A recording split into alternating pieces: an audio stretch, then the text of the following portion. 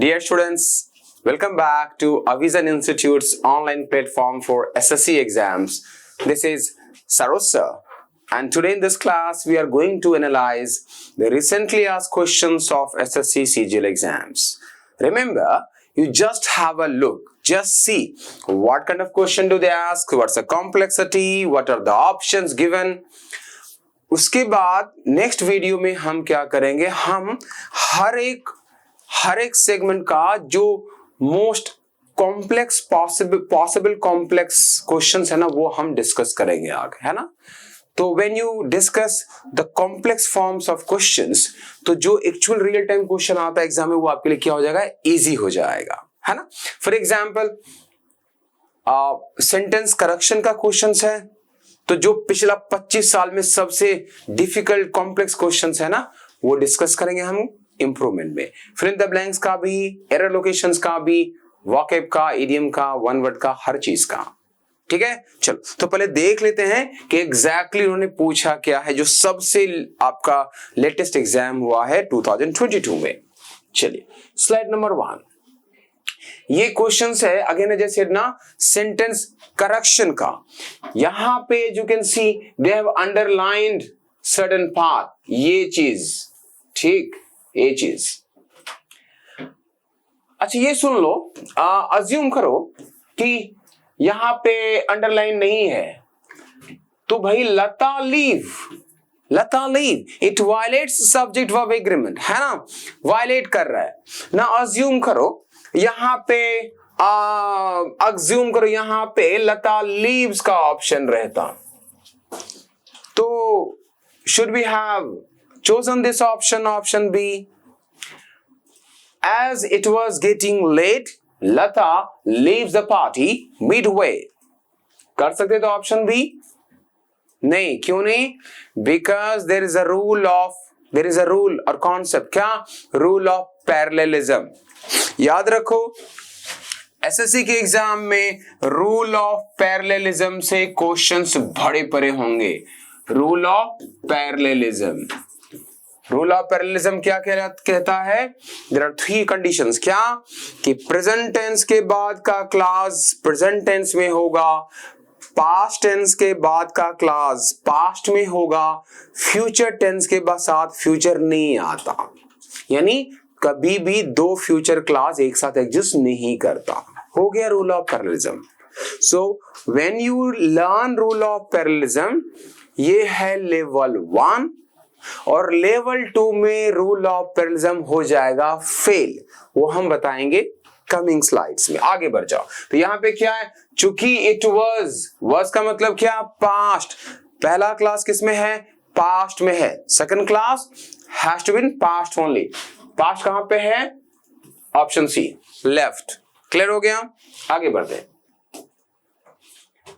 Look at question number 2. ये क्या है, ये इडियम से क्वेश्चन आया है, और इडियम क्या है, cats pav. You have 4 options. What does it mean? Option A में है a person used as a tool by another. Option B में the most important attribute. Option C move at a fast pace to attack someone.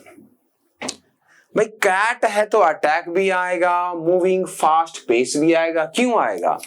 अगर आपने कुछ funny videos देखा होगा तो cat ना देख, उनका जो पाना था, keep moving very fast, but doesn't mean cat's paw का मतलब है using someone to get your job done.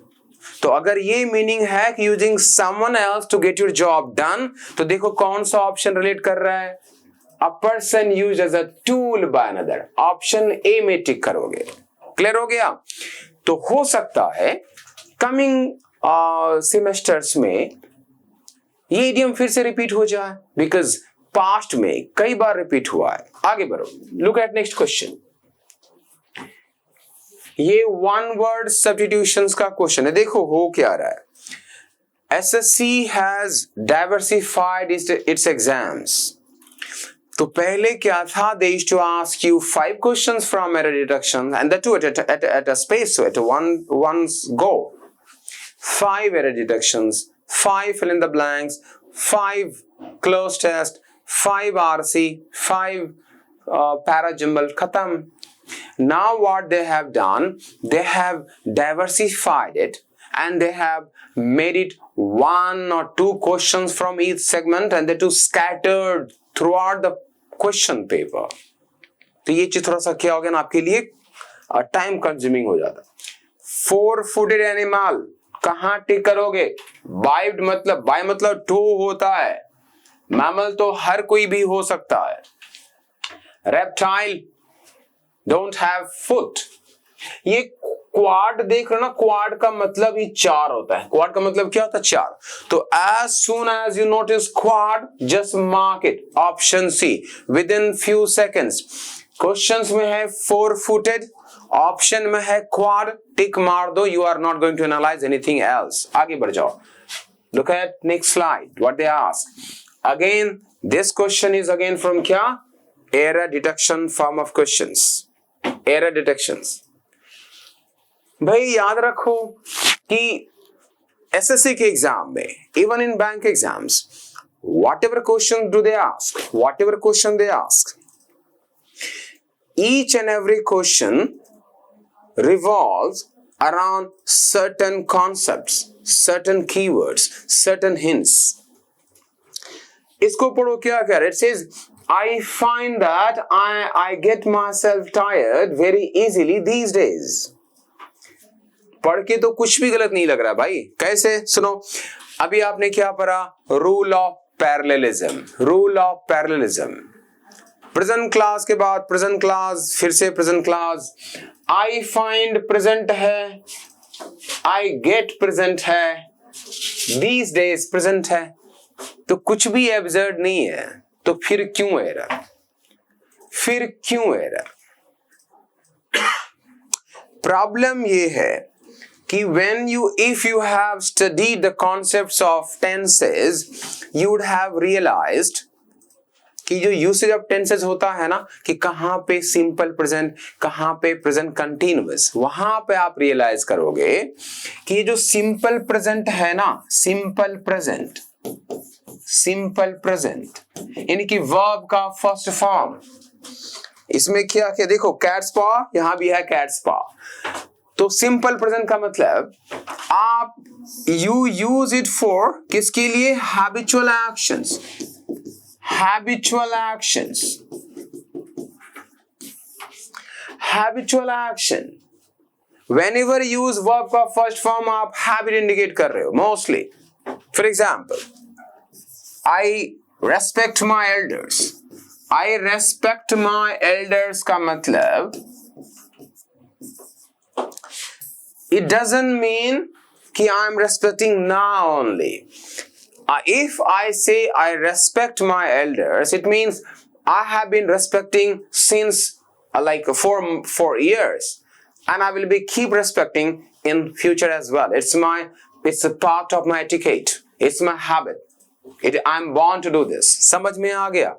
तो simple present का मतलब होता है habitual actions. Habitual actions, habits. ये कोई पार्टिकुलरली इस टाइम की बात नहीं है। Similarly when you apply this concept to this questions, यहां पे है I find, I get myself, I get, ये आपका हैबिट है कि आप खुद को टायर्ड कर लेते हो। कब? These days. भाई दीज डेज तो एट द मोमेंट हो गया ना, लेकिन गेट तो हो गया आपका हैबिट। गलत है, नहीं कह सकते आप, तो कैसे कहोगे? I am getting my self tired, I am getting tired. समझ रहे हो? तो rather than say I get, आपको क्या करना है? उसको कंटिन्यूअस फॉर्म में कहना है। I find that I am getting myself tired very easily. कब? These days. तो ग्रामेटिकली क्या होगा? करेक्ट हो। आगे बढ़ो, look at the next slide. ये हो गया भाई पैरा जंबल का क्वेश्चन या रीअरेंजमेंट, और यहां से देखो ना, आप स्टार्ट हो रहा होगा, है ना? ठीक है, तो पहले आप पढ़ लो, read it coolly. It says Ram Mohan was a lover of his country. David said that it would be a good idea to have an English school and college. He was talking with David about uplifting the mind of Indians. So he also thought that this subject was very interesting. David also had a strong bond with India.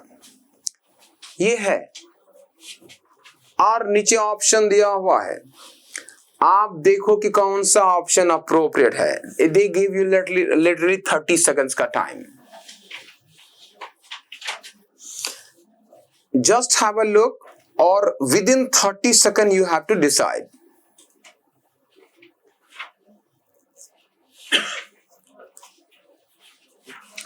सुनो, अगर आप पूरा story पढ़ के सुन के organise करोगे ना, तो इट में कंज्यूम मोर देन 30 सेकेंड्स. ठीक है, more than 30 seconds.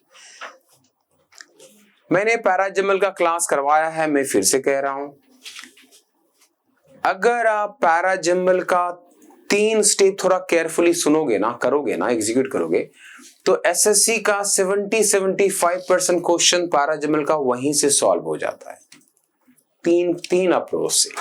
And after that if you learn some more advance concepts of parajumble, then what happens, exam का कोई भी क्वेश्चन आपको ट्रबल नहीं कर सकता, है ना. तो थोड़ा सा क्या कर रहा है, मैं यहाँ पे ऐड कर दूं. तो भाई जो ही पैराजम्बल का क्वेश्चन आता है, आप सबसे पहले क्या करोगे, फिर से देख लो एक बार. पैराजम्बल का क्वेश्चन आ गया. Don't try to read everything given in the question. करोगे क्या, सबसे पहले लोकेट प्रोनाउंस फर्स्ट. पहले आप प्रोनाउन लोकेट करो, लोकेट प्रोनाउंस फर्स्ट. कि भाई पूरे स्टेटमेंट में उन्होंने कहीं प्रोनाउन तो मेंशन नहीं किया है, देखो कहां कहां किया है, समझ गए. Locate pronoun first. पैराजम्बल या रीअरेंजमेंट करने का आपका प्रोसेस ही स्टार्ट होगा लोकेटिंग प्रोनाउन से. ठीक हो गया. स्टेप नंबर 2, अगर प्रोनाउन दिखा तो प्रोनाउन किस नाउन को इंडिकेट कर रहा होगा, आइडेंटिफाई दोज नाउन्स. स्टेप 2 में क्या, आइडेंटिफाई दोज नाउन्स, कि वो किस नाउन को इंडिकेट कर रहा है ना. स्टेप नंबर 3, ये जो प्रोनाउन है कहां प्लेस होगा, exactly and immediately after those nouns. It means step number 3, you should remember pronouns must be placed immediately after those nouns. That's all. फिर से सुनो, pronoun जो होगा कहां प्लेस होगा, nouns के ठीक बाद, immediately after nouns. So when you keep these 3 things in mind, पहले मैं लिख देता हूं, क्या नोट करोगे, क्या चीज, pronouns are placed कहां पे, immediately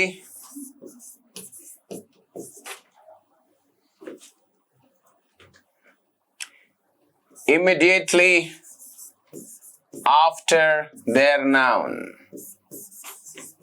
हाँ, that's all.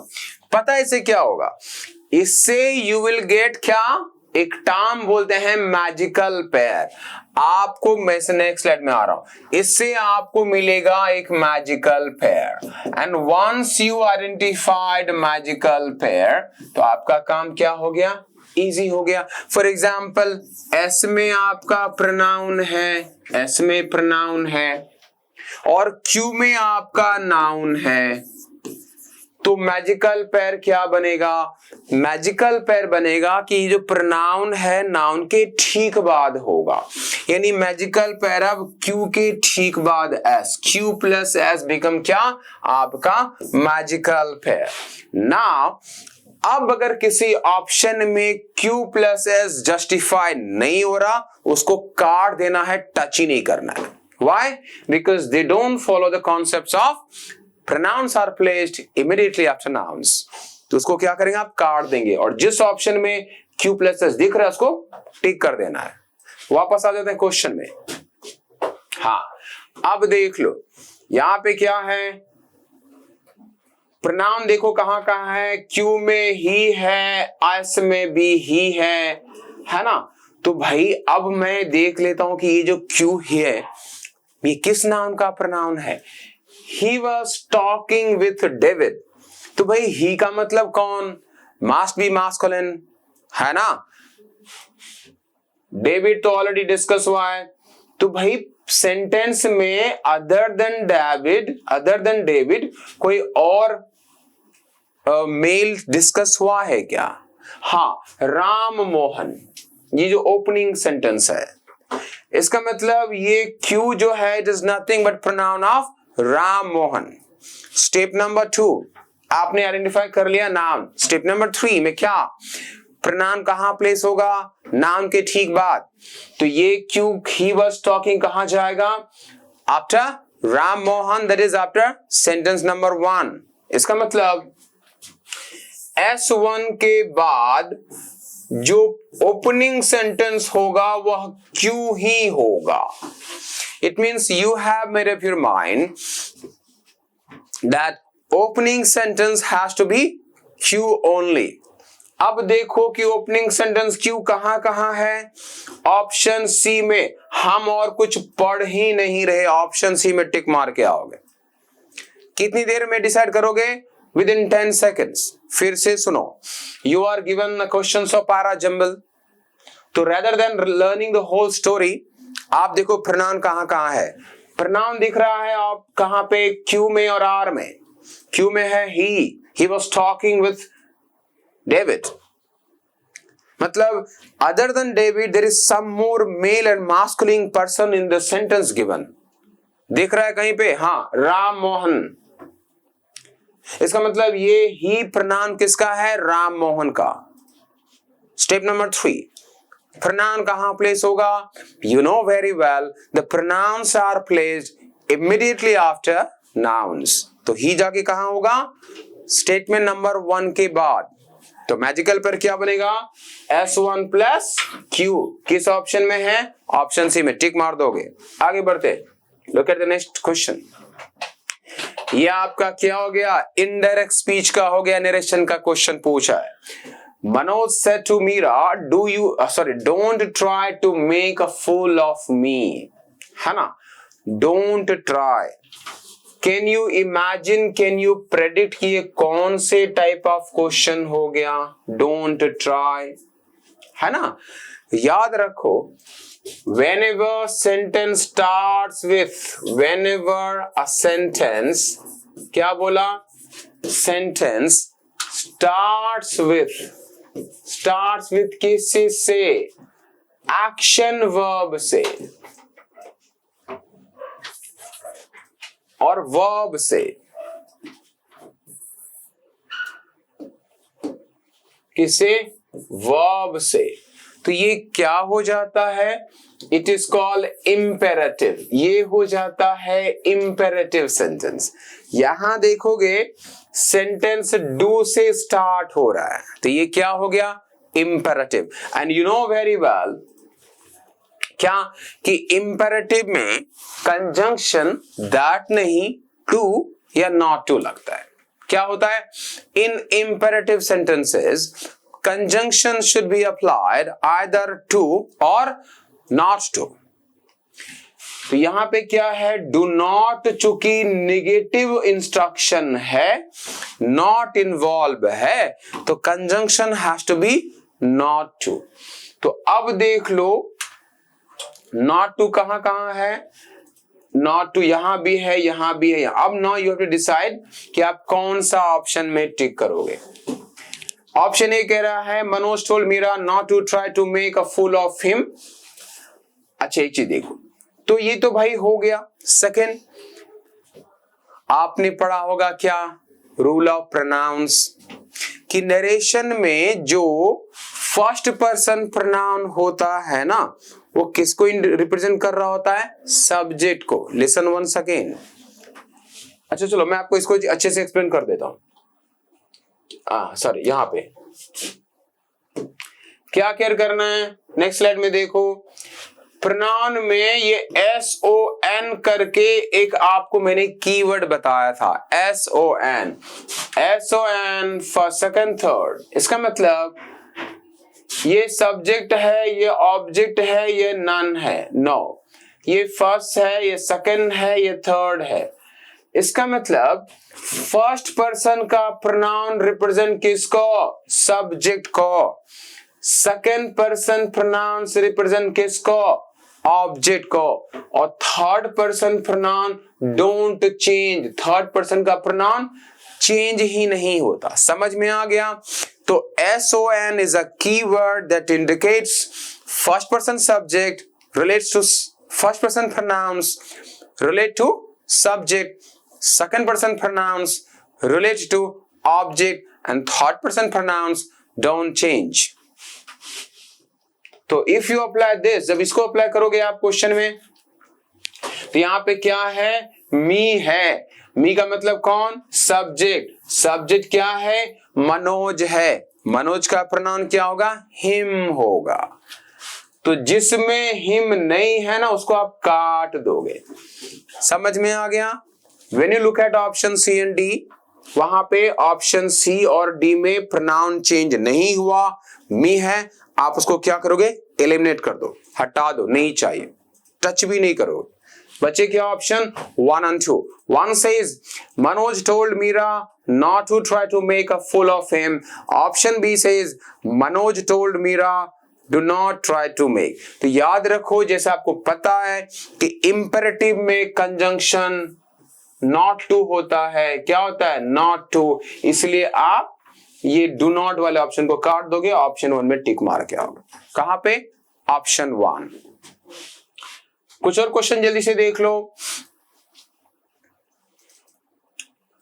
Again I think ये एरर लोकेशन का क्वेश्चन है। He said he considered a very crucial point at his opponent. He considered, याद रखो प्रेपोजिशन में I have given you a set of words with pre defined preposition कि कौन सा term क्या प्रेपोजिशन लेता है। जो ही कंसीडर्ड आ गया, considered takes preposition to, that's all, खत्म। Considered to, considered to, surrender to, समझ में आ गया? Handed over to. तो भाई जो ही कंसीडर्ड आया तो हम देखेंगे प्रेपोजिशन क्या एट है, गलत है, नहीं चाहिए। कौन से ऑप्शन में? ऑप्शन बी को काट दो। क्यों भाई? कंसीडर के साथ प्रीपोजिशन आएगा टू, नहीं है तो गलत है, ऑप्शन बी। कुछ और क्वेश्चन जल्दी से देख लेते हैं। Question number 8। तो व्हेन यू रीड, ये क्या है? इनकरेक्टली स्पेल्ड का ऑप्शन है। और जब आप ठीक से देखोगे ना, तो ये जिंजर में ए लिखा हुआ है, ई रहता है। बहुत इजी है, ऑप्शन नंबर सी में देख लोगे, ऑप्शन सी काट दोगे, आगे बढ़ जाओगे। मैं क्या करूंगा? I will give you a collection of 500 most frequently repeated vocabulary or terms, misspelled words का collection। कितने? 500। तो पिछला 20 साल में ये 500 सबसे ज्यादा रिपीट हुआ है। थोड़ा एक बार देख लोगे, वही बार बार रिपीट होता है। आगे बढ़ जाओ।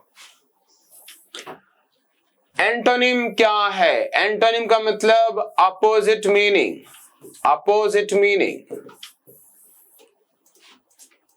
एस्टांड, एस्टांड का जो है अपोजिट मीनिंग क्या है? याद रखो, एस्टांड जो है, ये स्टन है ना, स्टनिंग, शॉकिंग, उसका ही फॉर्म है। तो इसका अगर अपोजिट पूछ रहा है, एंटोनिम पूछ रहा है, तो अदर देन शॉकिंग कुछ होगा। नॉट शॉक्ड, पीसफुल, कामनेस, यही ना?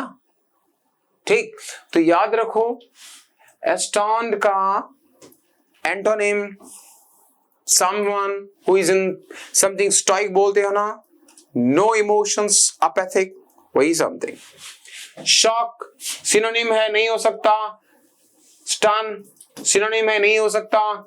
कंफ्यूज, क्लैरिफाई, है ना? तो now you have to take decision कि शॉक जो है ना, शॉक में आप इसका अपोजिट कंफ्यूज होगा या क्लैरिफाई होगा। याद रखो, जब शॉक होते हो तो आप कंफ्यूज रहते हो, तो ये इसका सिनोनिम है। है ना, क्लैरिफाई करना एंटोनिम है, क्योंकि शॉकिंग लोग क्लैरिफाई नहीं कर सकते। तो ऑप्शन सी ज्यादा अप्रोप्रिएट है किस चीज के लिए, एंटोनिम ऑफ एस्टॉन्ड। जल्दी से क्लास क्वेश्चन देख लो। Again it is question of क्या, error detection. My guide was blind but he bring me home safely. याद रखो मैंने क्या कहा था वीडियो के स्टार्ट में, मैंने कहा कि एसएससी के एग्जाम में रूल ऑफ पैरेललिज्म से बहुत क्वेश्चन होगा। Rule of parallelism, rule of ओहो व्हाट हैपेंड, चलो no worries. Rule of parallelism, rule of parallelism का मतलब है प्रेजेंट टेंस के बाद प्रेजेंट टेंस का ही क्लास आएगा, पास्ट टेंस के बाद पास्ट टेंस आएगा, लेकिन फ्यूचर के साथ फ्यूचर कभी नहीं आता। नो फ्यूचर एग्जिस्ट टुगेदर, ये है रूल ऑफ पैरेललिज्म। एग्जामिनर क्या करेगा, एक क्लास प्रेजेंट में दूसरा पास्ट में, एक पास्ट में दूसरा प्रेजेंट में, हो गया एरर। और मैं आपको बता दूं, जब आप अविजन इंस्टीट्यूट का क्लास करोगे ना, पूरा सिलेबस खत्म करोगे, तो इस पैरेललिज्म का लेवल 3 डिस्कस करोगे, लर्न करोगे आप। क्या लेवल 3, ये लेवल 1 है भाई, लेवल 1, लेवल 3 तो पिछला 25 साल में लेवल 3 से बाहर कभी नहीं आया। बहुत सारे बुक देख लोगे, लेवल 3 दिखेगा ही नहीं। ठीक है, चलो वापस आ जाओ। तो यहां पे क्या है, ही वॉज क्या इंडिकेट कर रहा है, पास्ट, वॉज इंडिकेट्स पास्ट, लेकिन ये क्या है, बट ही ब्रिंग क्या है, प्रेजेंट। वायलेट हो गया रूल ऑफ पैरेललिज्म, गलत है, पार्ट भी गलत। कितने देर में डिसाइड करोगे, 5 से 10 सेकंड में। क्यों, जो ही देखा वॉज फिर देखा ब्रिंग, गलत, नहीं हो सकता। क्यों नहीं हो सकता, it violets rule of parallelism. सही क्या होगा, अगर ब्रिंग की जगह ब्राउट होता तो सही होता। सो करेक्ट सेंटेंस होना था, my guide was blind but he brought me क्या, home safely. My guide was blind but he brought me home safely. तो this is how you have to. तो अब देख लो, आपने एग्जाम का क्वेश्चन देख लिया। अब मैं क्या करूंगा, कमिंग वीडियो में मैं और भी कॉम्प्लेक्स क्वेश्चन लेवल 3 का प्रैक्टिस कराएंगे। And when you practice level 3 का मोर कॉम्प्लेक्स क्वेश्चन, तब इसको सॉल्व करना आपके लिए केक वॉक हो जाएगा। Keep watching, I will be coming into next video with some more complex questions and some more concepts. Keep watching, keep recommending your friends and relatives to our channels. I will see you again next video. Have a great day.